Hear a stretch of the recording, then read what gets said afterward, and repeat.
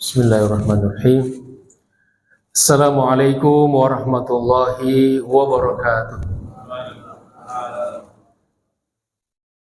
Alhamdulillahirabbil alamin wa bihi nasta'inu ala umuri dunya waddin. Allahumma salli ala sayyidina Muhammad al-Fatih lima ughliq al-khatim lima sabaq nasiril haqqi bil haqqi wal hadi ila siratikal mustaqim wa ala alihi wa sahbihi haqqa qadrihi wa miqdarihil azim. Subhanaka la ilma lana illa ma 'allamtana innaka antal alimul hakim. Allahumma 'allimna ma yanfa'una wanfa'na bima 'allamtana. Rabbana zidna ilman warzuqna fahma. Rabbi shrah li sadri wa yassir li amri wa hlul 'uqdatam min lisani yafqahu qawli, amma ba'd. Ma'asyiral muslimin rahimakumullah, Bapak Ibu sekalian saya hormati, bil khusus para guru, para ustadz, tokoh masyarakat, para orang tua, segenap pengurus Masjid Al-Akbar, serta Bapak Ibu sekalian jamaah salat subuh dan majelis taklim, ya insya Allah semua kita senantiasa dimuliakan dan dirahmati Allah Subhanahu wa taala. Apa kabar semuanya? Alhamdulillah, puji syukur kita panjatkan pada Allah Subhanahu wa taala.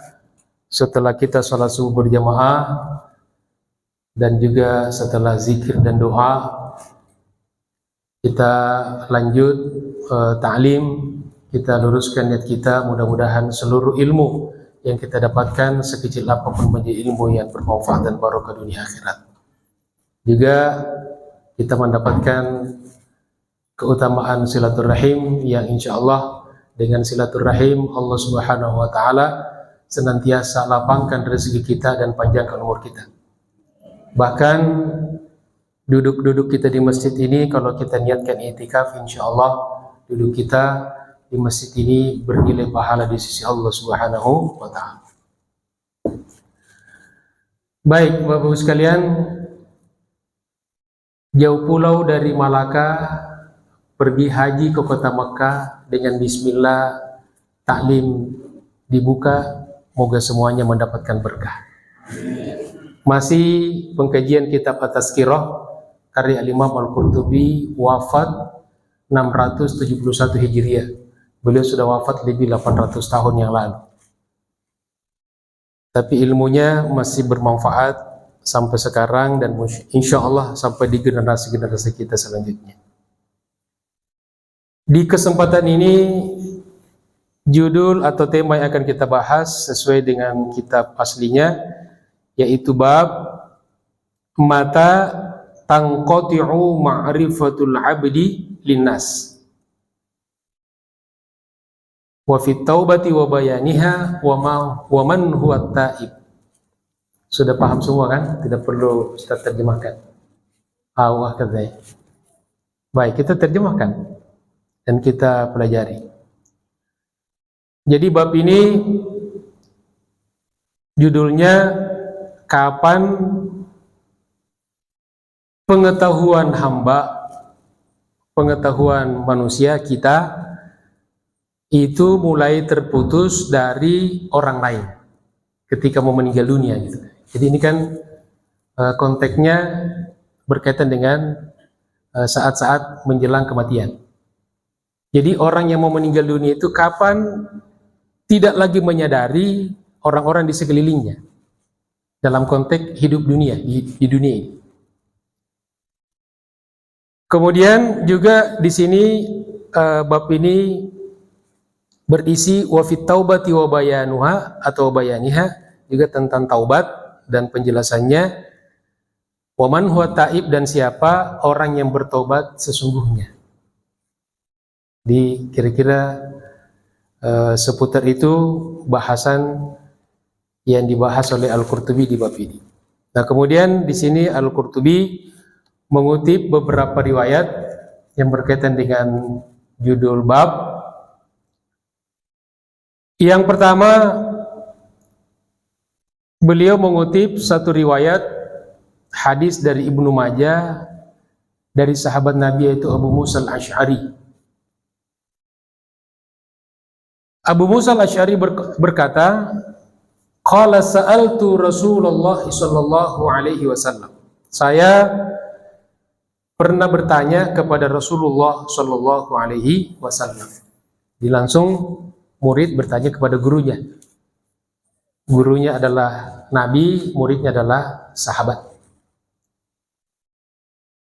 Apa pertanyaan Abu Musa al-Asy'ari kepada Rasulullah? Mata tanqati'u ma'rifatul 'abdi minan nas. Sama dengan judulnya tadi. Kapan terputus pengetahuan hamba, kesadaran hamba dari manusia, dari orang-orang yang masih hidup? Faqala, lalu Nabi menjawab, idza ayana. Idza ayana. Ain ya nun. Kalau berasal ayana dari kata ain. Apa artinya ain? Mata. Mata. Jadi ketika dia melihat langsung. Maka apa yang dimaksud dengan melihat langsung? Qalal ulama, dijelaskan oleh ulama. Jadi tugas ulama itu adalah menjelaskan teks-teks syariah. Apakah dari Al-Qur'an ataupun hadis. Kalau Quran kan ada tafsir. Itu penjelasan tentang ayat-ayat Al-Qur'an. Kalau hadis ada kitab-kitab syarah atau penjelasan. Maka sekelas Al-Qurtubi pun masih juga merujuk kepada syarah penjelasan para ulama. Qala ulama, kata ulama yang dikutip oleh Al-Qurtubi, idza ayana malakal maut awil malaikah. Maksudnya apabila seseorang hamba itu telah melihat langsung malaikat pencabut nyawa, malakul maut, awil malaikat atau malaikat-malaikat. Atau malaikat yang datang sebagai tim. Jadi kadang-kadang malaikat itu datang, malakul maut, kemudian ada juga tim ya, yang membersamai daripada malakul maut. Itu ya, jadi dari sini kita bisa mengambil pelajaran bahwa berarti kalau kapan orang tidak lagi menyadari ya, mengenali orang-orang di sekelilingnya, itu ketika dia sudah melihat malakul maut. Tapi yang tahu kan dia, bukan kita. Masa kita mau nanya, udah lihat belum? Lihat apaan? Gitu. Lihat loh. Nah kalau dia masih lihat kita, berarti belum apa namanya? Dia belum melihat malakul maut. Ini berarti dia sudah tidak sadar lagi.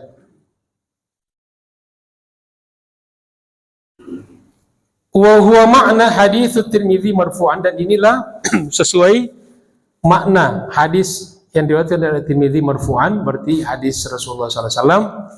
Kata Nabi, innallaha, sesungguhnya Allah Subhanahu wa taala, yaqbalu taubatal 'abdi ma lam yughargir. Senantiasa mengabulkan, menerima taubat hamba selama belum yughargir, gargara. Jadi penjelasannya inda bulughir ruhil hulqum. Yang dimaksud dengan yughargir itu ketika roh telah sampai di tenggorokan. Ya, jadi kalau nyawa orang mau meninggal dunia sudah sampai di tenggorokan, kadang-kadang kan bunyi-bunyi ya. Nah itu kan, ya, nah itu berarti sudah itu namanya goro-goro. Ya tapi jangan orang ngorok, ini udah sakaratul maut nih. Ya bunyi-bunyi juga kan, ngorok gitu. Ini yang menjelang kematian. Ya bukan yang ngorok ketika tidur ya. Nah karena Bapak Ibu sekalian yang saya hormati, seperti kita ketahui dalam proses kematian ketika nyawa keluar dari tubuh manusia, itu kan dimulai dari atas apa dari bawah? Dari bawah ya. Dari bawah ke atas, dari ujung kaki naik terus kan, kemudian sampai di tenggorokan lalu keluar. Nah itu jamaah sekalian. Jadi di sini kita bisa mengambil satu pelajaran bahwa manusia itu ya dia mulai kehilangan kesadarannya dari orang-orang di sekelilingnya ketika melihat siapa? malakul maut, malaikat pencabut nyawa. Itu pertama. Nah, kemudian juga itulah batas terakhir daripada diterimanya taubat seorang hamba. Jadi Allah Subhanahu wa taala senantiasa akan menerima taubat hambanya ya sampai hamba tersebut yugorgir, sampai napasnya di tenggorokan, dan pada saat itulah seseorang itu melihat malaikat pencabut nyawa atau malakul maut. Mudah-mudahan Allah ringankan kita, karena ini saat-saat yang sangat menegangkan, yang sangat keras, luar biasa ya, dan kita doakan saudara-saudara kita yang telah mendahului kita, yang mereka telah melalui itu saat-saat itu, dan kita juga pasti akan melalui itu, tinggal menunggu giliran saja. Lalu pesannya di sini Al-Qurtubi, fayajibu ala kulli abdin, maka menjadi wajib atas setiap hamba. Wajib apa? At-taubatu min kulli dzambin, bertaubat dari setiap dosa. Kalau kita merasa punya dosa. Qablal gorgorati wal muayanati, sebelum gorgor, sebelum nyawa sampai di tenggorokan, dan sebelum melihat malakul maut. Karena ketika itu fala yanfa'uhu hina idzin taubatun wala iman, kalau sudah tenggorokan sampai kenapa sudah sampai di tenggorokan atau sudah melihat malakul maut, maka ketika itu tidak lagi efektif, tidak lagi bermanfaat yang namanya taubat dan juga iman. Iman artinya di sini ibadah, amal soleh, amal-amal tidak lagi diterima. Nah, jadi pelajarannya, mari kita memperbanyak taubat, sebagaimana ini, taubat adalah perintah Allah yang hukumnya wajib, diantaranya di surat At-Tahrim ayat 8, ya ayyuhalladzina amanu tubu ilallahi taubatan nasuha. Tadi imam membaca itu kan salah satunya, ya ayyuhalladzina amanu tubu ilallahi taubatan nasuha. Wahai orang-orang beriman, bertobatlah kepada Allah dengan taubat yang sebenar-benarnya taubat. Ya, jadi dari ayat itu disimpulkan hukum bertobat itu adalah wajib. Karena perintah itu kan dalam hukum kita ketahui, kalau perintahnya kuat dia menjadi wajib. Kalau perintahnya tidak kuat menjadi sunnah. Kalau larangannya kuat menjadi haram. Kalau larangannya tidak kuat menjadi makruh. Apa yang tidak diperintahkan, tidak dilarang, menjadi mubah. Di hukum itu, kalau kita bicara hukum syariat, tidak pernah lepas dari 5 itu yang dinamakan dengan al-ahkam at-taklifiyah, hukum taklifi. Itu yang pertama jamaah sekalian. Selanjutnya, di sini Al-Qurtubi juga mengutip sebuah riwayat tentang bagaimana syaitan itu begitu gigih, ya, begitu gigih, begitu semangat, begitu istiqomah. Ya, jadi kadang-kadang kata ulama, kalau kita hanya bicara sekedar kegigihan, ya setan tidak kalah dari kita gitu. Setan lebih gigih. Cuma kan kalau dia gigihnya dalam kejahatan kan, dalam keburukan. Jadi di sini menggambarkan betapa gigihnya, sungguh-sungguhnya syaitan di dalam menggoda manusia. Di sini beliau mengutip satu riwayat hadis Nabi, qala syaitan. Jadi syaitan berkata, wa izzatika wa jalalika, demi kemuliaan dan keagunganmu. Jadi setan bersumpah, la ufariku ibna Adam, saya, ini kata setan, tidak akan pernah melepaskan anak cucu Nabi Adam. tidak akan pernah berpaling, tidak akan pernah meninggalkan manusia. Madamar ruhu fi jasadihi, selama roh masih ada di dalam jasadnya. Artinya apa? Bapak sekalian, selama masih hidup. Jadi hidup itu artinya ketika roh kita masih nempel di badan kita, itu namanya hidup. Nah, ketika sudah berpisah, itu namanya kematian. Jadi syaitan sudah bersumpah bahwa dia tidak akan pernah berhenti menggoda manusia selama manusia masih hidup. Jadi kita jangan pernah lengah daripada godaan syaitan. Mungkin di satu sisi kita kuat, dia akan mencari kelemahan-kelemahan diri kita. Dan semua kita berpotensi untuk dipengaruhi dan digoda oleh syaitan. Jamaah sekalian dirahmati Allah Subhanahu wa taala. Faqala Allah taala, lanjutan dari riwayat ini, maka Allah Subhanahu wa taala juga berkata, berfirman, fa bi'izzati, demi kemuliaan diriku, bersumpah dengan dirinya Allah, la ahjibu taubata, kata Allah, saya tidak pernah menutup, menghijab taubat, an ibni Adama, dari anak cucu Nabi Adam, dari manusia, malam tugorgir nafsuhu, selama dia belum gorgoroh, selama napasnya belum sampai di tenggorokan itu.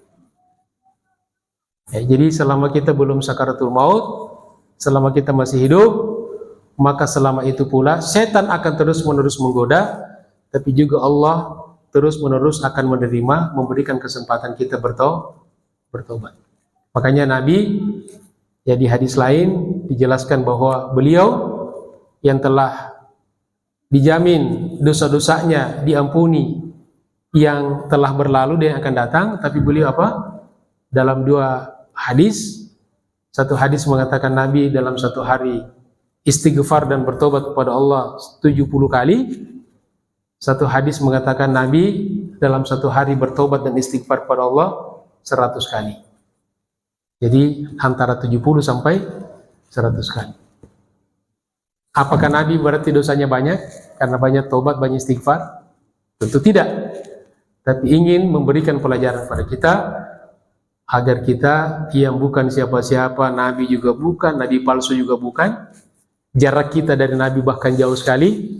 Jangankan kita bercerita tentang keturunan Nabi, jaraknya pun jauh sekali dari Nabi. Ya, maka tentu kita lebih butuh untuk senantiasa bertobat dan senantiasa mohon ampun kepada Allah Subhanahu wa taala. Mudah-mudahan tobat kita diterima oleh Allah Subhanahu wa taala.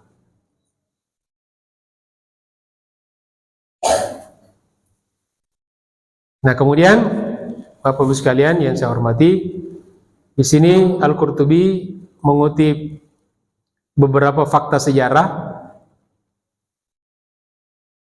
Yang pertama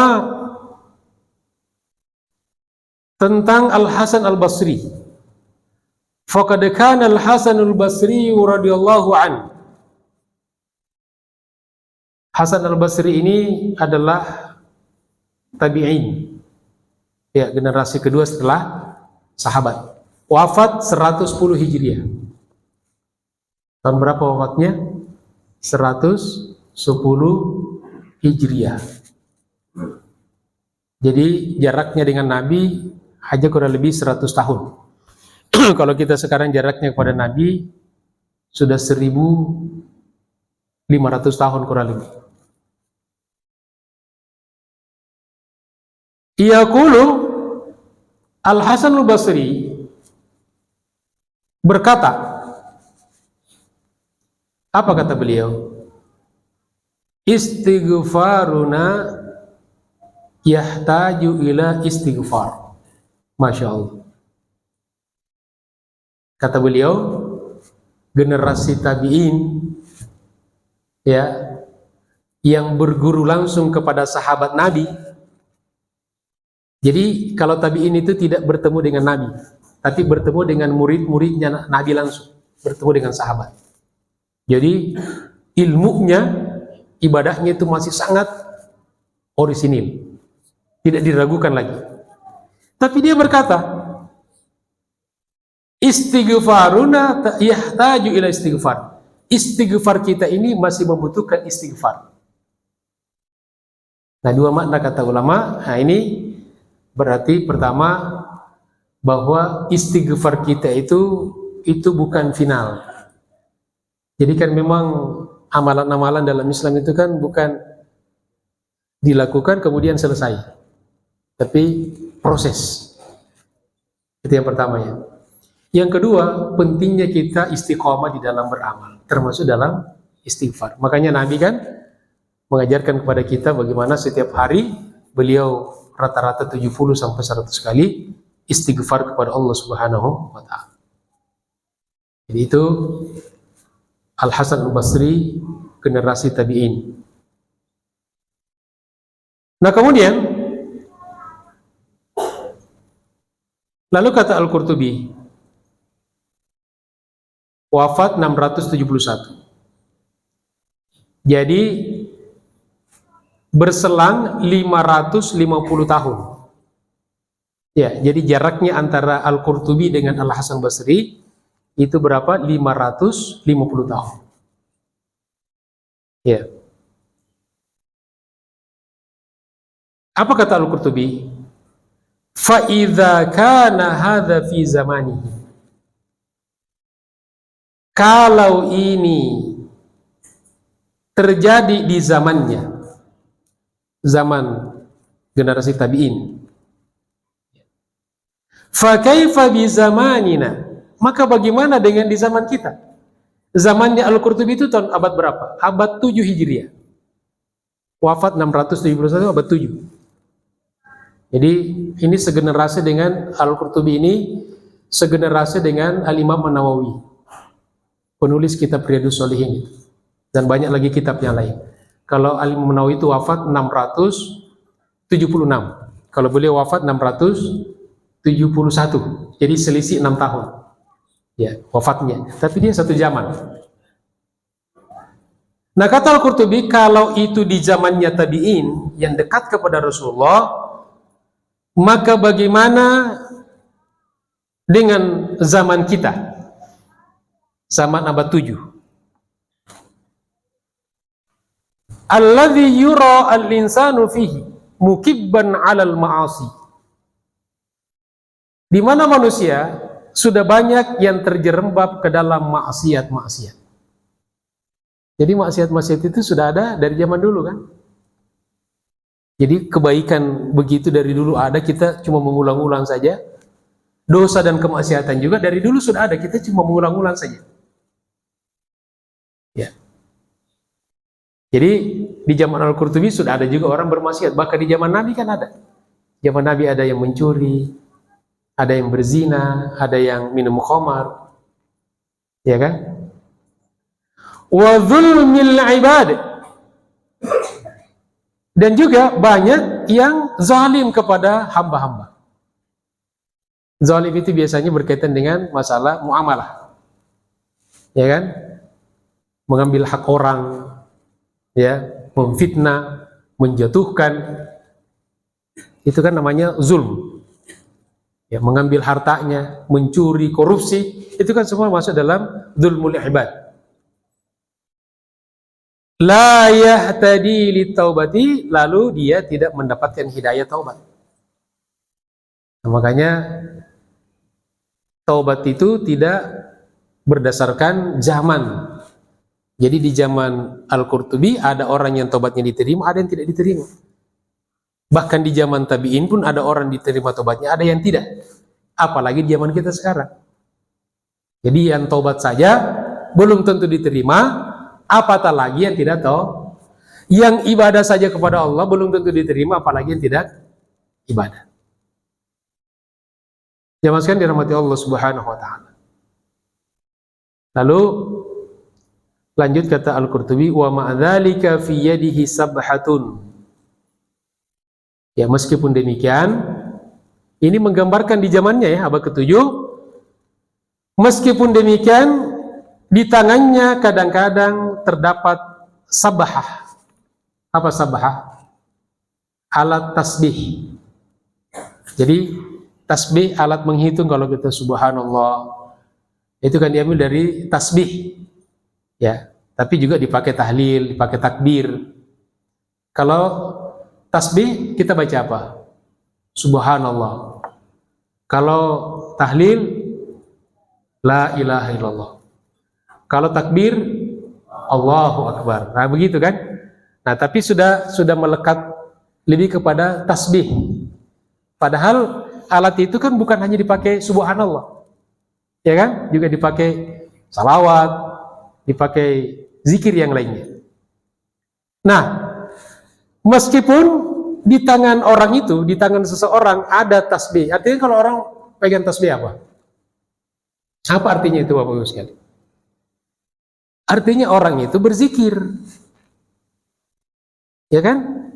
Jadi bukan apa, kecuali kalau memang ada orang seperti, mohon maaf ya, di Arab ya, di waktu saya di sana itu, jadi ada, kita lihat di pasar-pasar tuh ada orang pegang tasbih.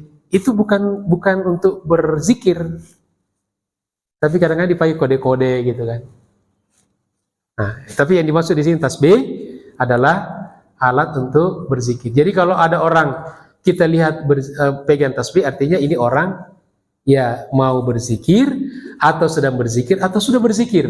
Dia pegang alatnya itu. Ya.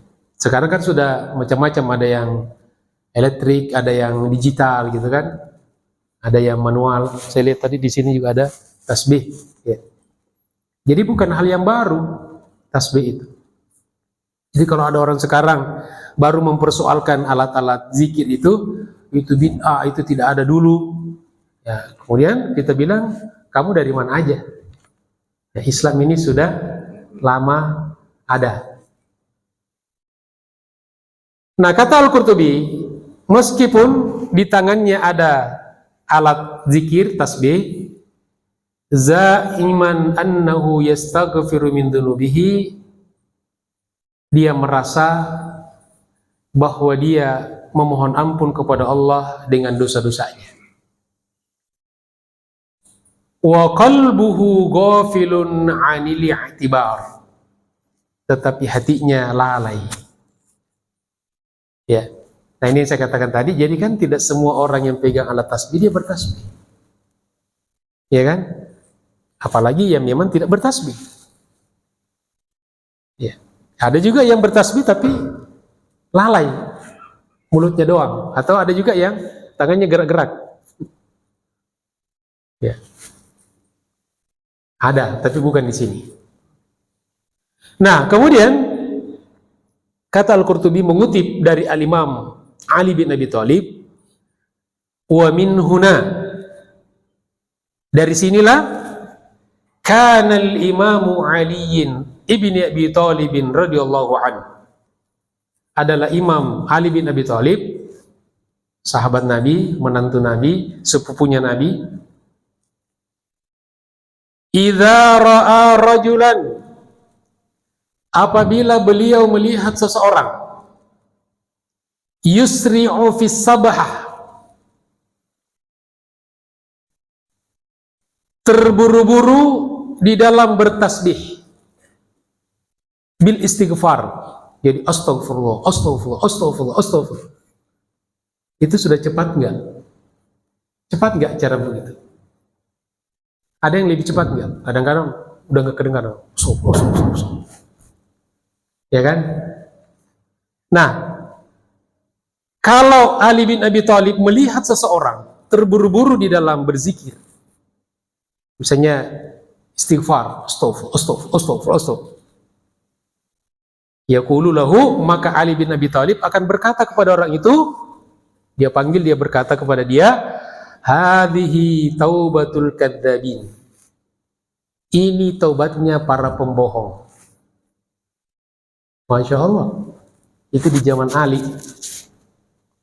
Apalagi kita sekarang, ini kata Ali, ini taubat pembohong. Ya. Wa taubatuka tahtaju ila taubatin, dan taubatmu itu masih butuh kepada taubat yang lain. Masya Allah.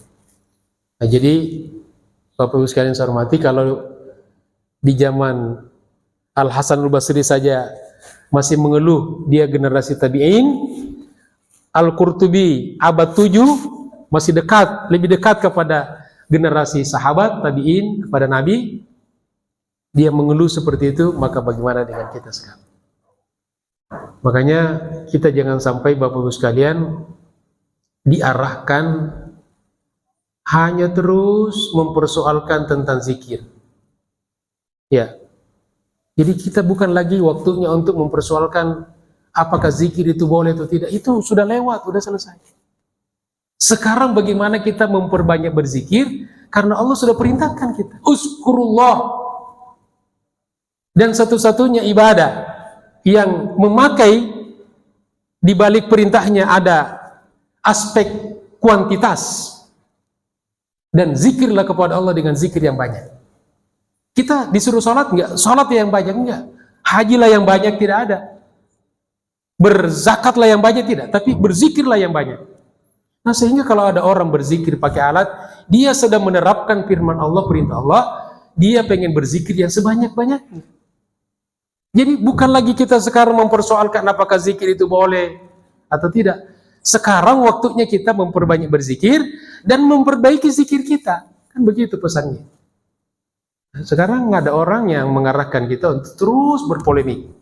Nah, sehingga biasanya kalau kita habis waktu kita untuk berdebat, berpolemik, ujung-ujungnya tidak berzikir.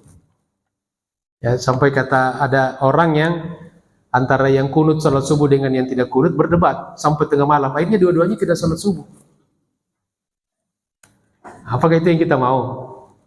Ya, tentu kita nggak mau begitu. Nah, seringkali itu yang terjadi dalam kehidupan sehari-hari sebagian kita, sebagian umat Islam.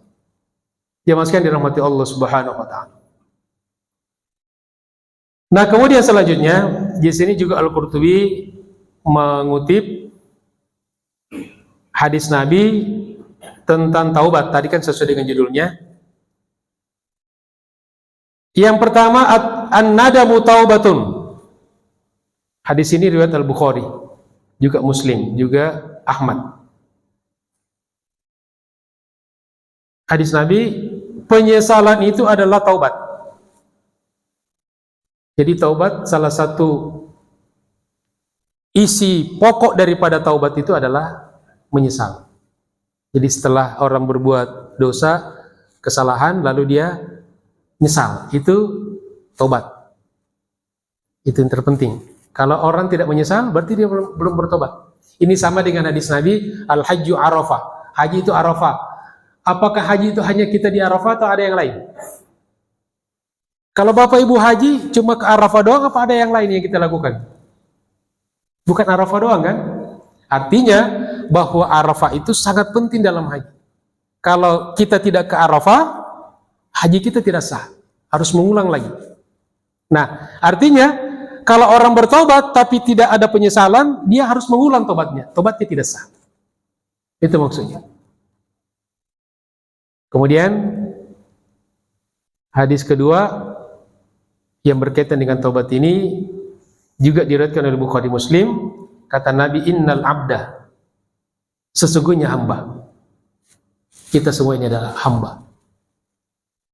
Idza i'tarafa bi dzambihi, apabila dia mengakui dosanya, taballahu alaihi, Allah Subhanahu wa taala akan menerima taubatnya. Nah, jadi di hadis pertama tadi taubat itu penyesalan. Jadi syarat taubat yang pertama, tentu ada beberapa syaratnya ya, tapi berkaitan dengan hadis ini. Yang pertama, taubat itu harus menyesali. Ada penyesalan gitu kan. Yang kedua, harus ada pengakuan, i'tiraf. Nah, itulah makna dari Sayyidul Istighfar. Masih hafal Bapak Ibu sekalian? Sering kita baca kan Sayyidul Istighfar. Tadi juga di zikir kita pada salat kita baca. Apa? Allahumma anta rabbi la ilaha illa anta khalaqtani wa ana abduka wa ana ala ahdika wa wa'dika mastata'tu a'udzu bika min syarri ma sana'tu abu'u laka bi ni'matika alayya wa abu'u bi dzambi faghfirli fa innahu la yaghfirudz dzunuba illa anta. Itu namanya sayyidul istighfar, penghulunya istighfar. Jadi kalau apapun redaksi istighfar yang kita lakukan, inilah yang terbaik. Ya, makanya kalau misalnya Bapak Ibu berzikir istighfar misalnya 100, kan di tasbih itu ada tiap 33 kali ada yang nonjol kan, pembatasnya kan. Nah, usahakan di nonjolan itu baca sayyidul istighfar. Astagfirullah, astagfirullah. Begitu sampai di tonjolan gede, itu baca Allahumma anta rabbi dan seterusnya. Ya. Jadi kalau yang begitu nggak usah dalilnya mana, contohnya dari Rasulullah, itu sudah diperintahkan zikir itu sebanyak-banyaknya. Jadi tidak semua ibadah itu harus ada dalil khususnya, ya kan? Yang penting zikir itu sudah ada dalilnya, perintahnya. Ya, seperti baca Quran perintah kan? Quran menyuruh kita, Nabi menyuruh kita. Tapi pelaksanaannya kira-kira sama nggak kita? Bapak mungkin misalnya baca Qurannya tiap hari 1 juz, ada yang setengah juz, ada yang 1/4 juz. Nah, yang orang yang baca Quran 1 hari 1 juz, dalilnya mana? Ada nggak Nabi mencontohkan tiap hari baca 1 juz? Itu tidak perlu pakai dalil. Dalilnya baca Quran. Orang beda-beda waktunya. Ada yang baca Qurannya ba'da sholat langsung karena tidak ada kegiatan lain. Ada mungkin siang, ada yang malam. Tidak usah kita nanya orang, baca Quran di malam hari mana dalilnya? Baca Quran waktu sholat zuhur, setelah sholat zuhur mana dalilnya? Ya. Pokoknya baca Quran saja, zikir saja. Jamaah sekalian, dirahmati Allah Subhanahu wa taala. Jadi di situ ada kata di sayyidul istighfar, abu'u laka bi ni'matika alayya. Aku mengakui nikmatmu kepadaku. Nah ini jadi kita selalu mengakui, menerima semua nikmat yang Allah berikan pada kita. Karena kadang-kadang kita lupa. Ya, dan semua dalam hidup kita ini nikmat Allah. Dan yang kedua, wa abu'u bi dzambi, dan aku mengakui dosa-dosaku ya Allah. Lalu akhirnya faghfirli. Nah dari situ bahwa syarat kita diterima taubat kita, syarat kita diterima istighfar kita, harus ada i'tiraf, pengakuan. Ya, mengakui dosa kita. Jamaah sekalian dirahmati Allah Subhanahu wa taala. Kemudian yang terakhir, yang dikutip Al-Qurtubi, riwayat Abu Hatim dalam Musnad As-Sahih. Jadi ini hadis sahih. Kemudian juga diriwayatkan oleh Al-Qurtubi dalam tafsir Al-Qurtubi. Jadi Al-Qurtubi penulis atas kira juga seorang mufassir, punya kitab tafsir namanya Tafsir Al-Qurtubi. Juga diriwayatkan oleh Al-Baihaqi dalam Al-Sunan Al-Kubra, kitab beliau. Apa kata Nabi? Hadis Nabi, ma min abdin, tidaklah seorang hamba yu'addi as-salawatil khams, menunaikan salat 5 waktu, menegakkan salat 5 waktu, menjaga salat 5 waktunya. Karena memang salat ini mulai dari salat yang wajib dulu, baru yang sunnah-sunnah. Jadi jangan kita sibuk salat sunnah tapi tidak mengerjakan salat wajib. Rajin kamu lail, tiap malam kamu lail, tapi kesiangan salat subuhnya. Itu sama dengan orang pakai jas, nggak pakai celana. Iya kan? Sunnah, tapi kewajiban ditelantarkan. Nggak elok lah. Jadi kita baru bisa berbicara sunnah itu kalau kewajiban kita sudah beres. Dan sunnah itu kan salah satu tujuannya, manfaatnya untuk menutupi bolong-bolong kita dalam kewajiban. Makanya ada sholat itu ada qobliyah, ba'diyah. Itu kan dalam rangka untuk manakala ada yang kurang khusyuk dan banyak kita nggak khusyuk, itu nanti ditambal ya oleh sholat-sholat sunnah kita. Nah, kata Nabi, tidaklah seorang hamba menunaikan, menjaga, memelihara, menegakkan sholat 5 waktunya, Wa yasumu ramadhana, berpuasa di bulan Ramadan beberapa hari lagi. Mungkin tanggal 18 Februari mulai 18 atau 19. Berpuasa Ramadan dengan segala ibadah yang terkait di dalamnya, malam, qiyam, siang. Ya. Jadi tidaklah seorang hamba menjaga salat 5 waktunya, berpuasa di bulan Ramadan, wa yajtanibul kaba'ir sab'a,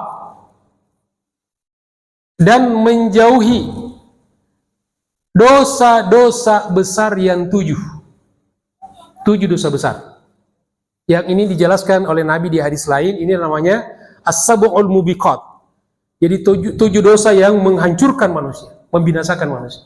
Ini kalau kata ulama, kalau 7 dosa ini kita lakukan, jangan lagi kita diharapkan bisa bangkit kalau enggak tobat. Jadi pasti manusia binasa dunia akhirat, apalagi di akhirat. 7 dosa itu dijelaskan, yang pertama asyirku billah, menyekutukan Allah, musyrik. Yang kedua as-sihru, sihir. Ini dosa yang membinasakan. Yang ketiga qatlun nafsil lati harramallahu illa bil haq, membunuh manusia yang tanpa hak. Maksudnya itu, ada enggak yang membunuh orang dengan hak? Ada. Algojo yang mengeksekusi hukuman mati, itu namanya hak. Jadi dia tidak berdosa dia. Karena dia itu membunuh bukan pribadinya tapi hukum. Ya kan? Jadi yang algojo yang ada, yang kalau di Saudi itu dipancung, kalau di ada negara lain ditembak, ada yang digantung. Nah, yang mengeksekusi itu tidak berdosa. Itu maksudnya membunuh dengan hak, dengan hukum. Nah, kalau yang pembunuhan yang tanpa hak itu yang orang-orang gara-gara parkiran ditusuk mati, gara-gara cekcok, ya, warisan, ada adik kakak berbunuh-bunuhan, itu yang dimaksud. Jadi membunuh. Yang keempat aklur riba, makan riba. Masya Allah. Yang kelima aklu malil yatim, memakan harta anak yatim. Hati-hati yang mengelola panti anak yatim. Yang keenam at-tawalli yaumaz zahfi, kabur dari medan perang. Jadi umat Islam nih sedang perang, dia ikut di medan perang, ya, sebagai orang yang ikut berperang, lalu di tengah-tengah peperangan dia kabur. Itu dosa yang membinasakan. Kenapa? Karena bukan membinasakan dirinya tapi membinasakan umat. Karena dia berjuang bukan memperjuangkan dirinya tapi memperjuangkan Islam. Kemudian yang terakhir, yang ketujuh, kafful muhsanatil ghafilatil mu'minat, menuduh berzina wanita-wanita bersih yang tidak berdosa. Jadi hati-hati menuduh orang, menceritakan aib seseorang, karena kalau tidak ada bukti yang kita sampaikan, dan memang kita tidak butuh yang orang bisa kita cerita tentang aibnya seseorang, itu kan di pengadilan kalau dibutuhkan. Nah, kalau sebagai konsumsi pribadi nggak boleh, walaupun orang itu kita tahu melakukan gitu, tidak boleh. Karena kalau orang itu tidak melakukan, kalau orang itu melakukan menjadi ghibah. Kalau orang tidak melakukan, kembali kepada kita berbohong. Makanya kalau ada cerita-cerita negatif, mendingan kita jangan ikuti. Karena kembali kepada diri kita. Nah itu, jadi kata Nabi, tidaklah seorang hamba menunaikan salat 5 waktu, berpuasa Ramadan, meninggalkan 7 dosa besar. Artinya bukan hanya 7 dosa itu yang ditinggalkan, tapi kata ulama, kalau orang sudah bisa meninggalkan 7 dosa ini, maka biasanya dia bisa lebih ringan meninggalkan dosa-dosa yang lain. Jelas ya? Nah, apa yang dia dapatkan kata Nabi? Illa, kecuali futihat lahu samaniyatu abwabil jannah, dibukakan baginya 8 pintu surga. Jadi Bapak Ibu yang mau memasuki surga dari 8 pintunya surga, ini amalannya ini. Pertama apa Ibu sekalian? Jaga sholat. Terutama dimulai dari sholat 5 waktu. Yang kedua, puasa Ramadan, termasuk puasa-puasa sunnah. Dan yang ketiga, menjauhi dosa-dosa besar, dimulai dari 7 yang membinasakan ini. Mudah-mudahan Allah Subhanahu wa taala membimbing kita, memberikan hidayahnya kepada kita, senantiasa menerima tobat kita, senantiasa kita bisa zikir kepada Allah, istighfar kepada Allah, dan mudah-mudahan kita juga senantiasa memohon ampun kepada Allah, terutama untuk kedua orang tua kita, dan terutama lagi untuk kedua orang tua kita yang sudah meninggal dunia. Paling tidak, Rabbi ghfirli wa liwalidayya warhamhuma kama rabbayani shaghira, dan itulah yang senantiasa ditunggu orang-orang tua yang sudah meninggal dunia dari anak-anaknya yang ditinggalkannya. Waladin salihin yad'u lahu, anak soleh yang senantiasa mengirim doa untuk almarhum dan almarhum. Amin ya rabbal alamin. Demikianlah jamaah sekalian, pertemuan kita pada hari ini di kota Berlin banyak melati putih buat seremoni. Hadirin yang saya hormati, terima kasih telah menyimak taklim ini. Billahi taufiq wal hidayah, Allahul muwaffiq ila aqwamit thoriq. Assalamualaikum warahmatullahi wabarakatuh.